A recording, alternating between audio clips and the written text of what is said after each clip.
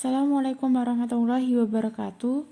Sebelumnya perkenalkan, nama saya Diana Lestari dengan NIM 4012000180.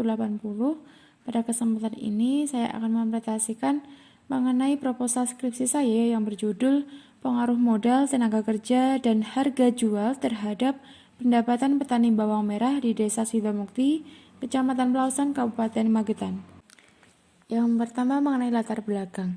Indonesia merupakan negara agraris, di mana sebagian besar mata pencarian masyarakatnya bergantung pada industri pertanian untuk menopang pertumbuhan ekonomi. Untuk memastikan ketersediaannya pangan yang cukup bagi setiap orang, negara harus menyediakan lapangan kerja bagi warga negaranya, dan sektor pertanian harus menyumbang mayoritas devisa. Bawang merah merupakan salah satu produk pertanian yang dihasilkan oleh industri tanaman hortikultura. Salah satu desa yang mayoritas penghasil bawang merah adalah Desa Sidomukti, Kecamatan Pelausan, Kabupaten Magetan. Desa ini terletak di lereng Gunung Lawu yang memiliki lahan tanah yang subur sehingga cocok untuk ditanami berbagai jenis tanaman, khususnya bawang merah. Di Desa Sidomukti, bawang merah diusahakan di persawahan.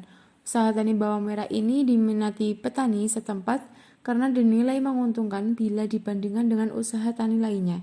Namun ada beberapa faktor yang mempengaruhi pendapatan petani bawang merah. Faktor-faktor produksi bawang merah ini memerlukan faktor-faktor produksi yang menunjang. Faktor produksi yang menunjang tersebut adalah modal, tenaga kerja, dan harga jual. Selanjutnya adalah landasan teori. Yang pertama ada modal. Menurut von Bock-Howard, arti modal atau kapital adalah segala jenis barang yang dihasilkan dan dimiliki masyarakat, yang disebut dengan kekayaan masyarakat. Sebagian kekayaan itu digunakan untuk memenuhi kebutuhan konsumsi, dan sebagian lagi digunakan untuk memproduksi barang-barang baru, atau inilah yang disebut dengan modal masyarakat atau modal sosial. Jadi modal merupakan setiap hasil atau produk atau kekayaan untuk memproduksi hasil selanjutnya. Yang kedua ada tenaga kerja. Menurut Sumarsono, tenaga kerja merupakan faktor yang sangat penting dalam produksi karena tenaga kerja merupakan faktor penggerak, faktor input yang lain. Tanpa adanya tenaga kerja, maka faktor produksi lain tidak akan berarti. Dengan meningkatnya produktivitas tenaga kerja akan mendorong meningkatnya produksi sehingga pendapatan pun akan ikut meningkat. Lalu selanjutnya yang ketiga mengenai harga jual. Menurut Winardi, harga merupakan nilai yang dinyatakan dalam satuan mata uang atau alat tukar yang lain dengan satu barang tertentu.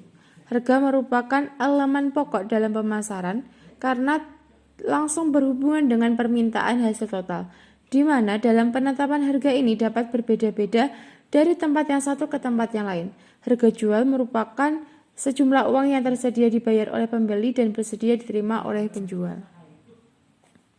Selanjutnya ada metode penelitian yang mana ada beberapa pembahasan. Yang pertama ada rancangan penelitian, yang kedua populasi dan sampel, yang ketiga teknik sampling, yang keempat metode pengumpulan data, dan yang kelima metode analisis data.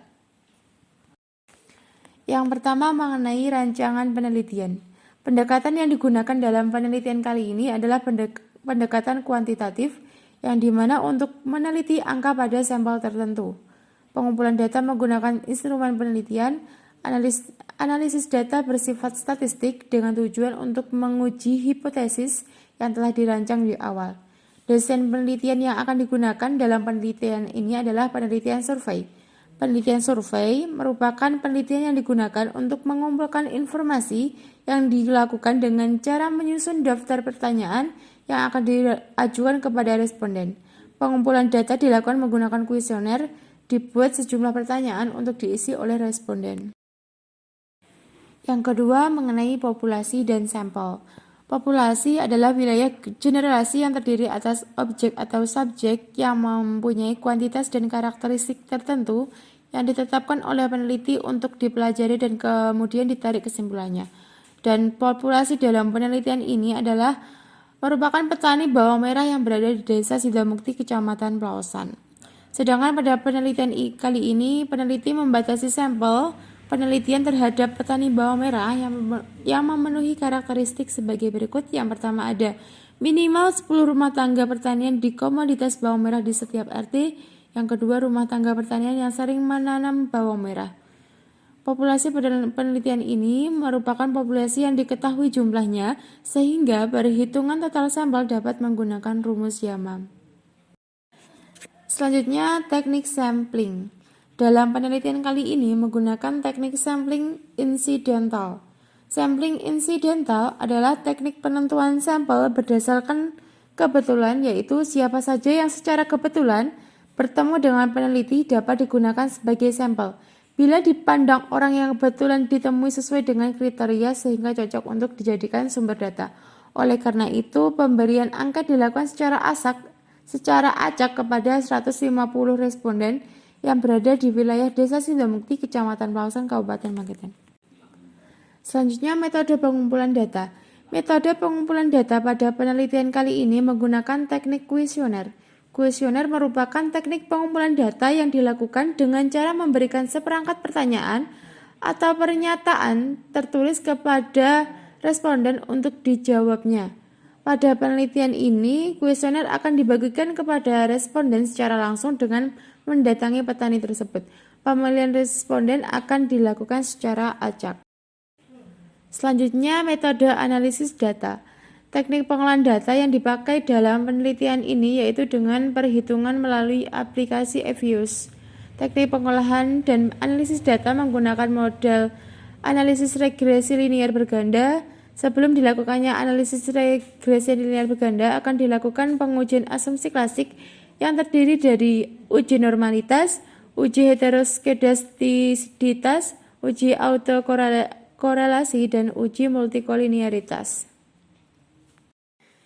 Mungkin cukup sekian yang dapat saya sampaikan, kurang lebihnya mohon maaf. Wassalamualaikum warahmatullahi wabarakatuh.